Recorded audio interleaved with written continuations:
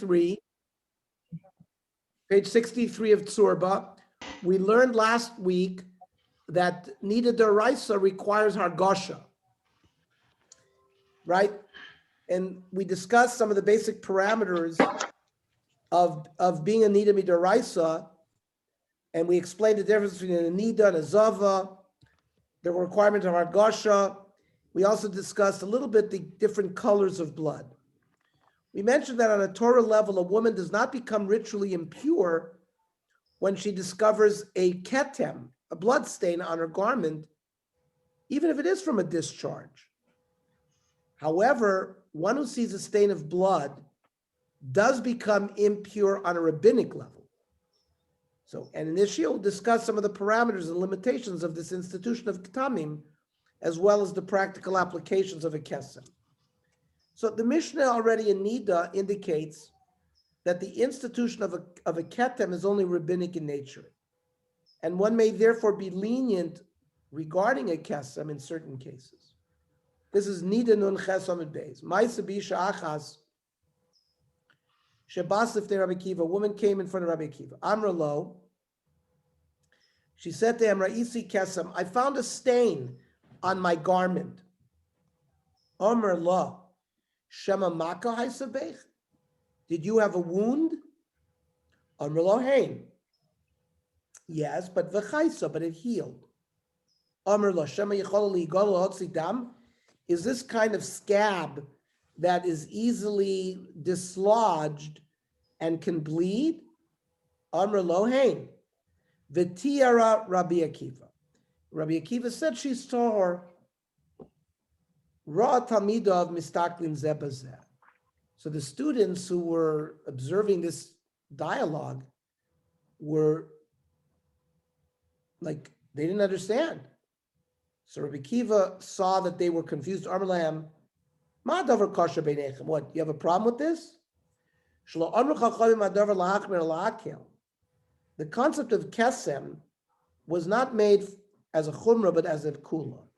Shenamar v'isha kisiyeh zava, dam iyeh zava bivsara, meaning dam v'lo kesem. She has to see blood from her flesh with a hargasha, as we've learned. Just seeing a stain is not enough. So we see from this incident that Chazal limited the scope of ksomim with specific conditions, such as attributing its source to non-menstrual blood in some cases, like if one had a wound.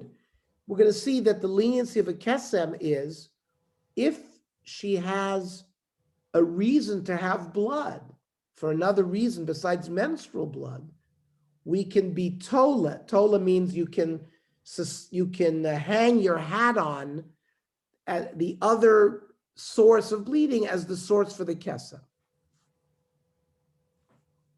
Says Rashi, to explain the sugya here, Lo lahakel al divrei Torah, Hai de goz rabbanon b'ksomim, that which the Chachamim made a gzeira, that if a woman sees a kesem, she's also a niddah, Shelo lahakel b'niddah gemura.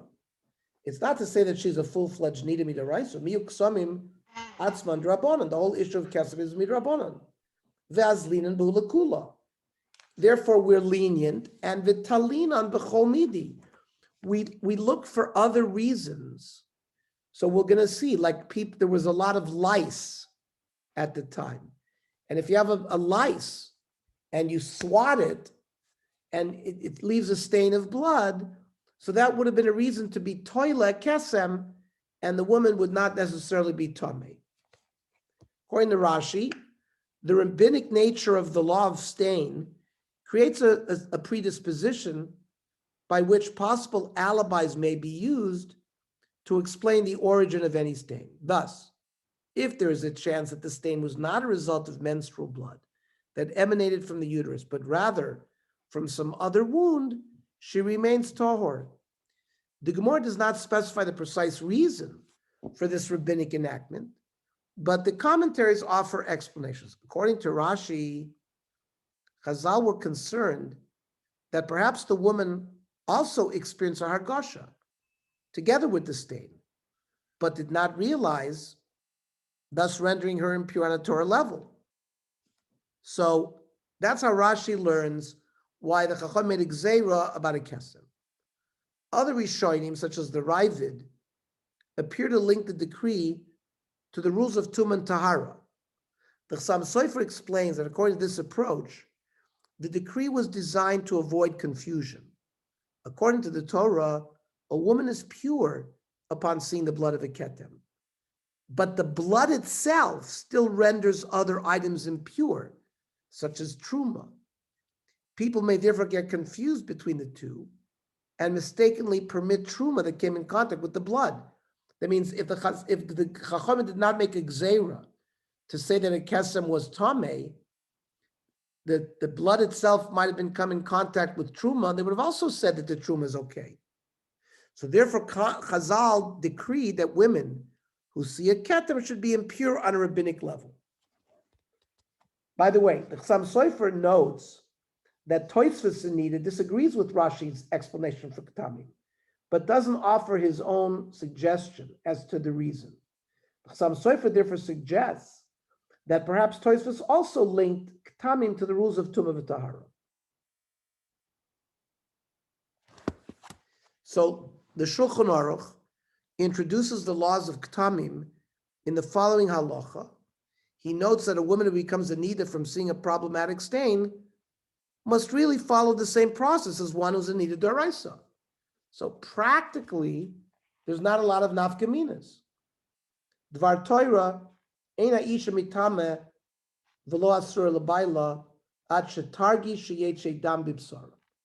A woman to be a niddah midoraisa and to be prohibited to her husband must see blood emanating from her flesh with a hargasha, as we discussed last week.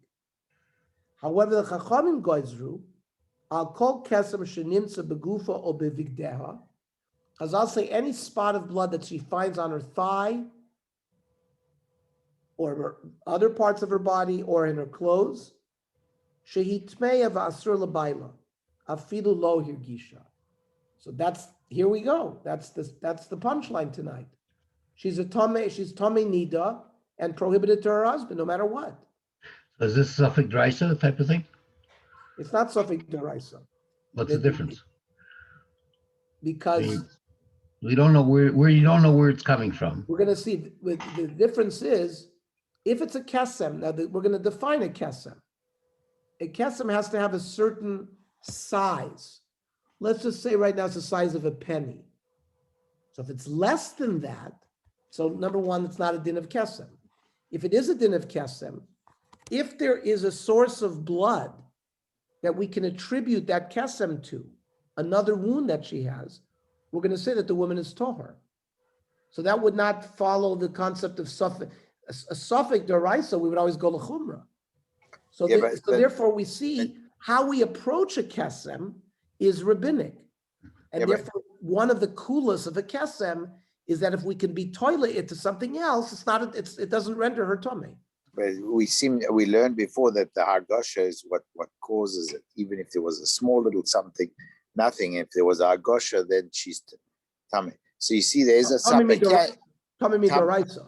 Yeah, but you see that there's no hargasha, and there's a small little kesem, and you're still making it iso and iso. So that's mishum. It would seem okay, midoraisa. You need hargasha. So the Rabbanan came and put this in. But that's a suffix. It's for her, it's a suffix. For us, it's a suffix. Well, the way Rashi explained, yes, but the way the Ravid and the Tosfos explain is it's not. They thought it's related to the fact that the blood stain itself, if it touches something, it makes it tummy. So therefore, if Chazal had not given it a gzeira of that she's tummy, people would have eaten truma because they would have thought it's also tohor, and therefore they would eat it. So that's what Walter is bringing out. It's and Abe as well. Rashi seems to be learning that the gzeira was put in that they were worried about a d'oraisa dika status. But Ravid and Tosfos don't learn that way. That the kesem is rabbinic. It's not because of suffix d'oraisa. And then we have certain leniencies that if you have a reason to explain why the blood is there, she's not tameh at all. So So, that but, only so, works really for the other shita. but it seems to be if you don't know why the blood is there, that we paskin the chumrah, and she's tame. She's tummy, even without hargasha. Absolutely. So that seems to be like it's and I mean, in those days, did they know where it came from? I don't know. Do we We're know going to still see. today? Yes, we're going to see what were they toila this kesem to. What alibis were there that they accepted as a reason for that kesem? So let's just finish the Shulchan Aruch. Afilu badka atzma matzah ta'ira. That means she sees the kesem. She immediately checks herself. She does an internal bedika with a bedika cloth, and she doesn't find any blood. Doesn't make a difference. She's tummy. Utsricha hefsek tahara. A hefsek tahara we'll see is before you can count a clean day, she's got to count 7 clean days. But before she can start counting, she has to do a formal internal bedika check and find herself clean. By the way, all of these dinim are the dinim of midoraisa. So right up until now, she's treated exactly like a tuma doraisa. So she has to titbok atzma v'timotzi tohira. V'achar kach timona shiva nikim chutz miyom ha'metziah. She has to count 7 clean days separate from the day that she found herself blood. And the Ramah says ki'ilu rasa vadai. It's as if she experienced vadai menstruation in terms of how we handle her. But this din was established by Chazal. So as we saw in the Gemara, significant leniencies were incorporated into the rules of Ksomim concerning when such a stain renders a woman tamei. What are the 4 leniencies put forth by the Gemara and the Rishonim that apply to a kesem? Number 1, the possibility of tliya, attributing the stain to an existing wound. The size and the area of the stain. A stain generates tumah only if it reaches a certain size. The material upon which the stain is found. A woman is not rendered ritually impure by a stain found upon an article or garment unless that article or garment is susceptible to ritual impurity. We're going to see if she's wearing a garment that's not mekabel tumah, the kesem doesn't make her tamei. And not only that, the color of the article upon which the stain is found, it's only problematical if the garment is white. So for example, if she has a stain on a colored garment, it does not render her tamei. These are the rules of a kesem. And we're going to learn now, as we go through the shir, about these various leniencies. We'll begin with the leniency referred to as tliya, attributing the source of a stain to other causes, which we said was the story with Rabbi Akiva. Chazal are lenient concerning a stain when one can attribute its source to other causes. The concept of tliya is expressed in the Mishnah Niddah. Amud Ches, Daf Ches Amud Beis. Toila b'chol davar sheyichola litlos. A woman can be tola a kesem to anything. Shachta behema chayav of. Let's say she was shechting an animal. Nisaska b'ksamim. Let's say she was occupied with examining other women's ksamim. Or let's say she was present where somebody was shechting. So there's blood spurting all over the place. Or she was present where somebody was examining another woman's kesem. Or harga makoilis, she killed a louse. Harezu tolaba. In all these cases, she can be toila the kesem to these things, and she would remain tohar. And the Shulchan Aruch in Yordei Kuv Tzadik formulates this halacha. Kivan sheksamim d'Rabbanan, since the whole din of a kesem is d'Rabbanan, makilin bahem. The toila b'chol davar sheichol litlos. You can hang your hat on anything you can hang your hat on. Ketzad. Shachta be'machaya of. She shechted. Oh, nisaska b'ksamim, she was dealing with ksamim. Oh, yashra b'tzadim nisaski, but she was sitting around these places. Oh, sha'avra b'shuk shel tabachim. She passed by a meat market. V'nimtza dam bivgadeha, and therefore there's blood on her clothing. Toilet ba. She doesn't say she's tamei niddah. She attributes the blood to these things. Utahoira.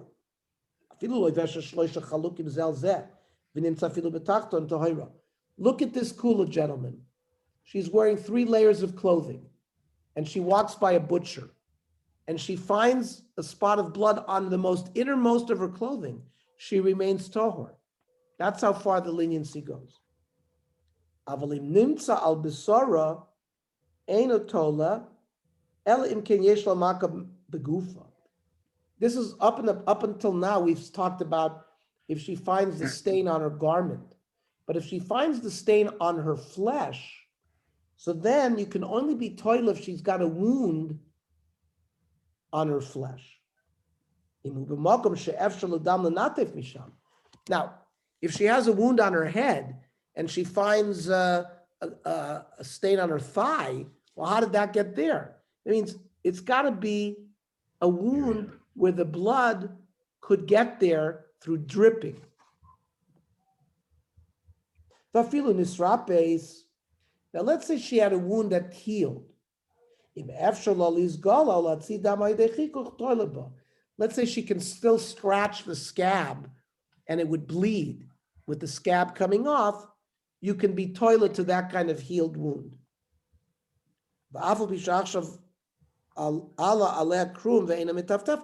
Even though now there's a membrane over it and it's not dripping. But if at one point, even a healed wound had a scab that if you peeled it off, it would have bled, you could be toilet the blood that she sees as a kesem to that reason. Accordingly, the strict halacha is that if a woman has a wound somewhere on the body to which it is possible to attribute the stain, she does not become ritually impure. Nowadays, most women do not find stains upon the outer layers of their clothing, such as a shirt or skirt, but rather upon the inner layers. Such a stain would likely have come only from a wound in that immediate area, and not other wounds or scabs on the body.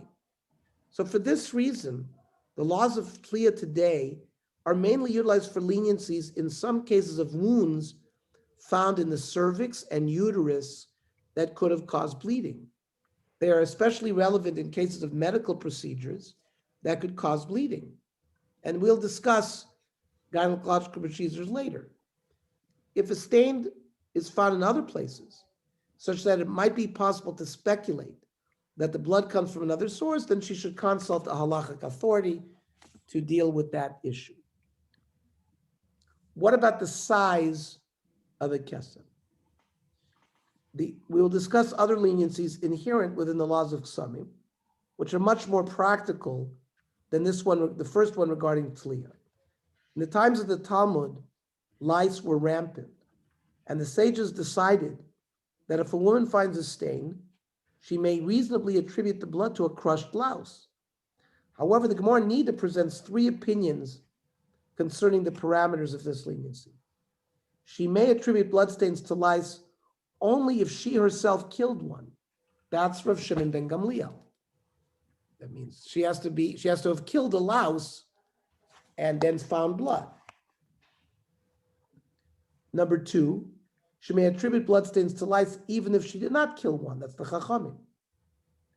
And then she may reasonably attribute bloodstains to lice up to the size of a gris, which is a type of bean. That's the sheet of Rav Chanina ben Antigonus. The third opinion is accepted by the Gemara as the correct approach. So, and let's learn it inside. In Masechta Niddah Nun Ches, Harga Makoiles, if she killed a louse, Harga, in, Lo Harga Lo. Meaning, she can only be toila to the louse if she killed it. But if she didn't kill it, she can't be toilet to the louse. Masnisin Mani, who is this Shita? Reb Shimon Gamliel. The Tanya Harga toilet. If she killed it, she can be toilet. Lo Harga ain't a toilet. Reb Shimon Gamliel. The Chachamim benkach toilet. You notice the Chachamim don't give a limit to a shear. They say whether or not she killed it or didn't kill it, if you find a blood spot, regardless of the shear, you can be toilet to the louse. On Rav Shimon Gamliel, lidvorai ein case. Now, according to my shita, that if she finds a kesem and she didn't kill a louse, you can't be toileted. So, what does that mean? We'll see. L'divrei chaverei ein soif. L'divrei ein case. According to me, there's no end. She'en lecha isha shetahar lebalo. Because you will never be able to be metaher her, because most women will find blood, and she didn't kill a louse, and therefore you'll never be metaher her. And by the Chachamim,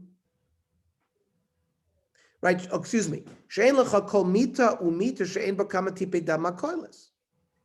Every bed had these louse, and therefore she would always have blood on her because she went to sleep and she didn't kill him, and therefore she would always be found with ksomim.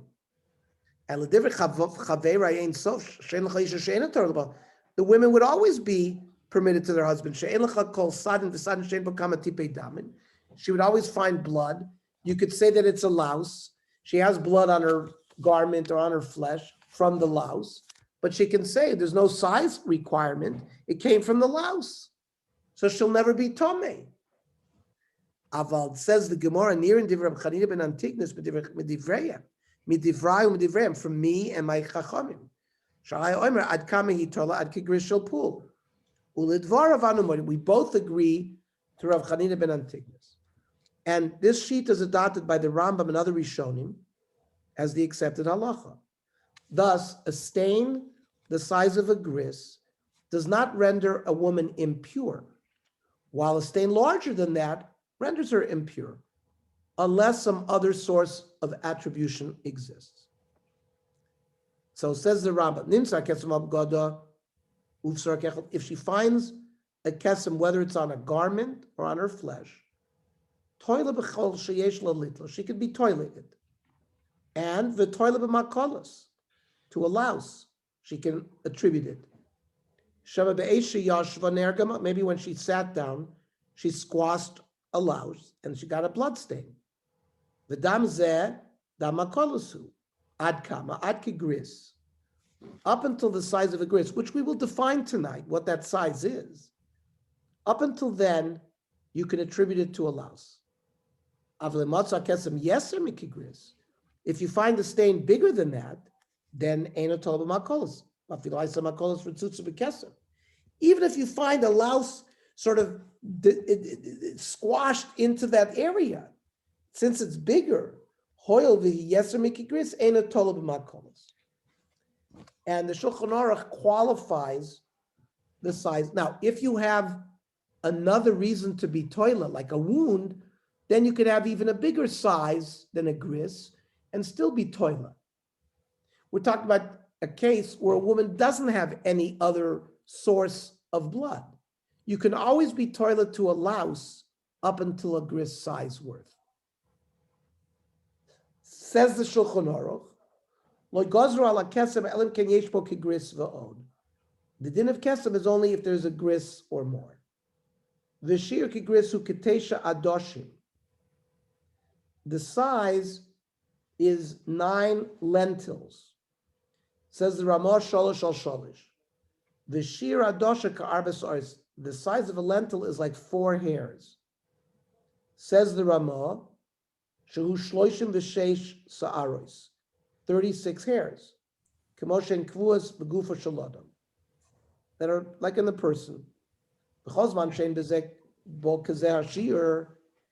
If the kesem is not up to that size, anu tolan lomer dam kina, we say it's a louse. Aval pi shelo harga kina, even if she didn't kill a louse. Aval mishiesh bo kazer shiur. Once you have a sheer gris, ain't tolan bekina. Whether it's square or drawn out.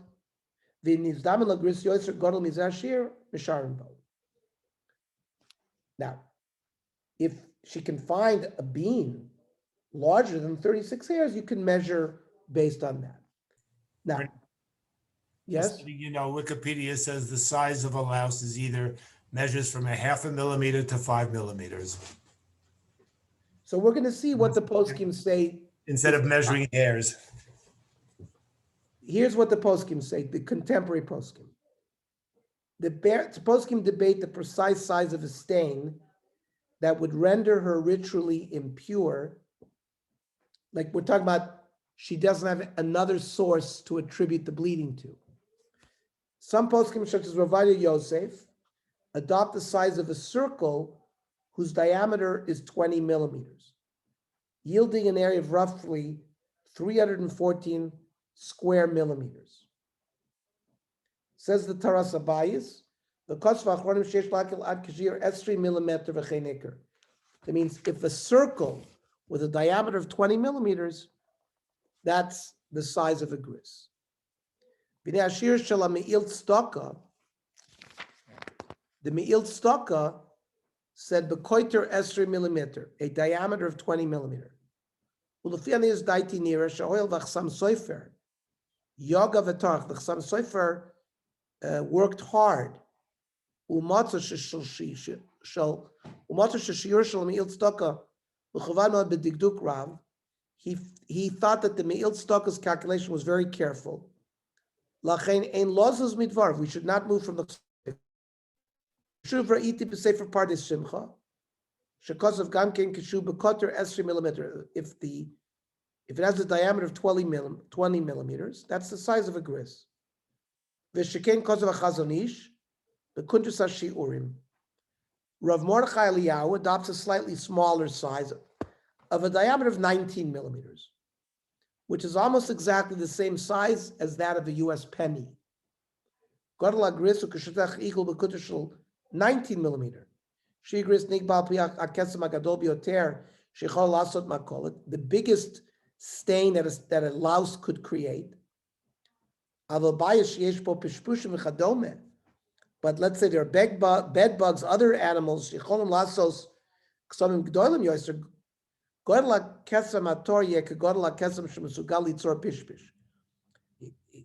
would be a larger stain, which would correspond to the largest possible stain that would be made by an insect or a bed bug. Didn't they have the technology to determine from where it came? I mean, an animal blood versus human blood. And you see that they brought the ksavim to the rabbis or whatever.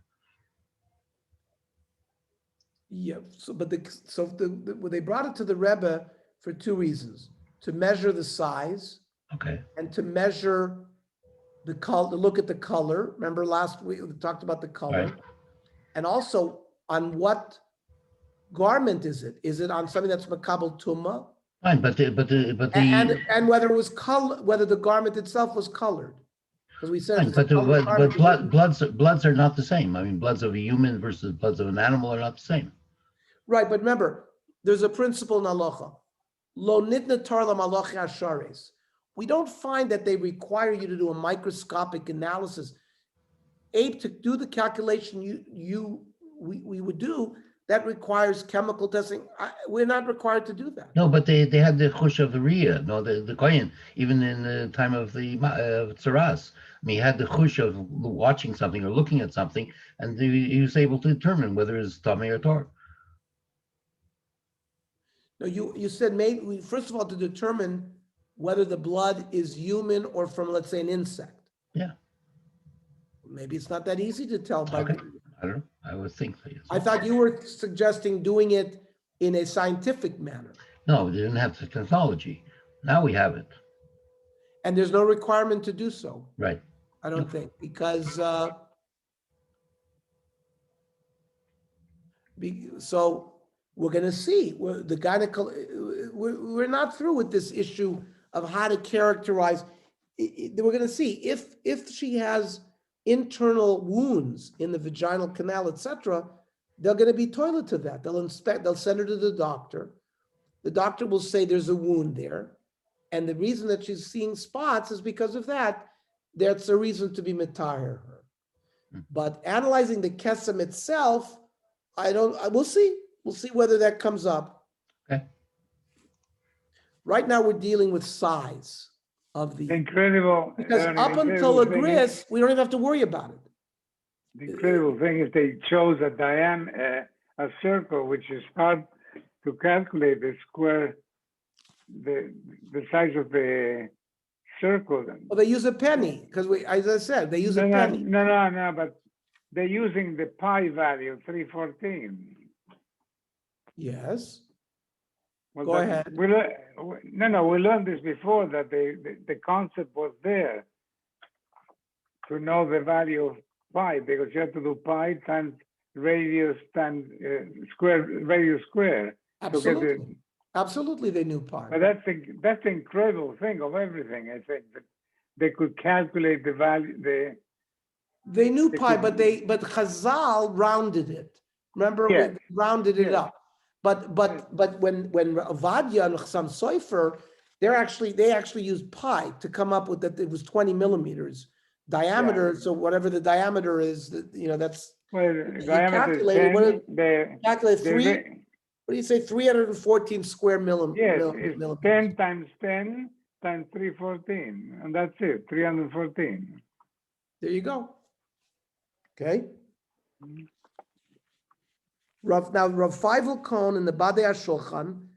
The Badei HaShulchan is a major posek in Yoredeya for all the Simonei Yoredeya, and who's a contemporary posek and probably one of the leading, if not the leading expert in Yoredeya in the world. Lives, I think, in Borough Park or Flatbush. The Badei HaShulchan. He mentions 19 millimeters, the diameter for a gris, given by many poskim in his time in Europe. Many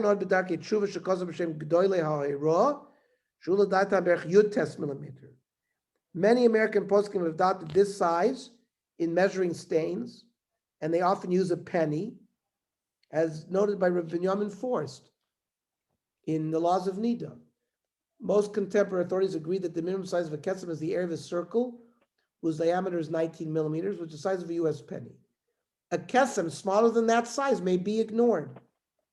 It's also the size used by poskim in Yeshiva University, as heard orally by the English editors of Tzurba M'Rabanan.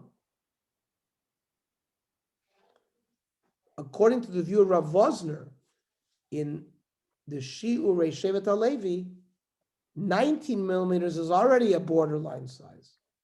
Shir HaKesem l'shitas kam soifer k'mil tzedakah, hu gadol ma'od, dekina bizman hashas g'doy arba pamim ha'kol shlanu. He says, the louse in the time of the Shas is 4 times our lice. The Placey kosev shir cotton ma'od. Says the Placey wrote a much smaller shir. Kechatzi tziporna godel godel, like half the size of a large thumbnail. V'hamekubalu be'erech ketziporna godel v'hu ki'igul shekotro 18 to 19 millimeters. And he gives a different square millimeter, 254 to 283. Remember, the Shevet HaLevi was alive until a few years ago. He was the posek for most of the Hasidim in Eretz Yisrael. So you can see he was noita to be machmir a little bit, because the bigger size of a kesem, the more lenient it is that you can attribute. She can make her tor. Now, does this measurement of a gris still apply today? As mentioned, the basis for the measurement of the gris as the minimum size of a stain that renders a woman tamei is the possibility of attributing the stain to a small insect such as a louse. However, the types of lice and other insects that were commonly found in homes in the time of Chazal are no longer commonly found today. As such, is it still legitimate to dismiss bloodstains of a certain size, claiming that the blood came from bugs? So Rav Eliezer of Metz writes in the Sefer Yereim that we should be more strict concerning the size if our lice are not as big as they used to be, as well as the fact that we're no longer expert in the exact size of a gris. Right? Vanan lo bekinan shapir ma'u gris shel pool. We don't know how big this bean was. Hilkach tzark lizar b'ksam l'fi shikul adah she'ein dam hakolos ufarushim rabba. We have to, the poisek who was involved in this has to recognize that our fleas and lice are not as big anymore. On the other hand, the Chassam Sofer writes that we do continue to measure according to the traditional gris. although it's so much greater than the size of our louse, which are approximately 5 to 6 millimeters. This is so because, in his opinion, the entire ordinance of rendering a woman tamei due to a kesem derives fundamentally from a stringency related to tumah v'tahara, items whose ritual purity is being monitored. And taharas themselves are no longer observed. This was this machlokes between Rashi and the Ravid as to the reason for the kesem. Says Chassam Sofer, "Uvizelsi shaper had to be in shir gris. Afagav there's manena lo ashkachan makolas." Chassam Sofer says it's good that we maintain the shir gris even though we don't have lice. We can't make up our own isser. This is the isser that was established by Chachamim. There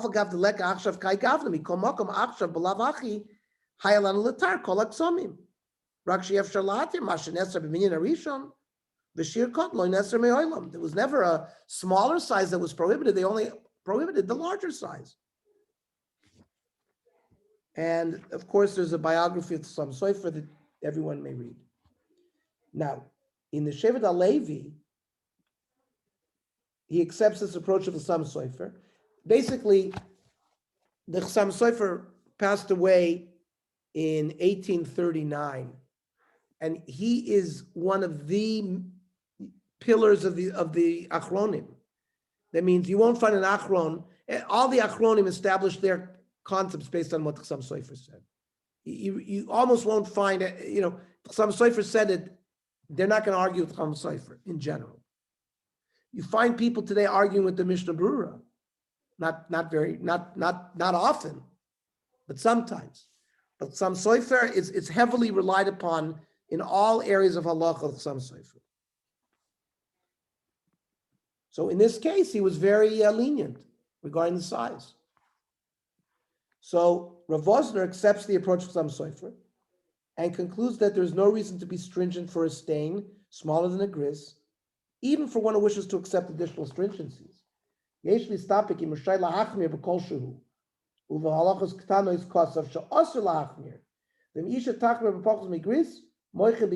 protest if a woman wants to be metame herself with less than a gris, we don't allow her to do so. V'hainu, the shach lachmer rak b'mash yesh mokum lachmer. In places where you should be machmir, you can be machmir of a low bit von shnishpash b'chazal leheter. But if Chazal said this is mutter, we don't machmir that. V'koshu v'adei shari b'ksamim. A small amount of koshu is permitted by ksamim. Ev shel achmer al ashir akotin shel gris k'machmirim. You can follow like we went to the 19 miller, right? What's the smallest size of a gris? According to the stringent poskim, some said 18 millimeters. That you can go, but to say a kolshu means any spot, any amount. That absolutely not. And you shouldn't make the bracha on a tvila of such a thing would be a bracha levatala, because you were never taught in the first place. Below are the visual representations of the actual airs of a gris. This is courtesy of Machon Pua, in accordance with the view of the many poskim cited above, who measured as a circle with a 19 millimeter diameter.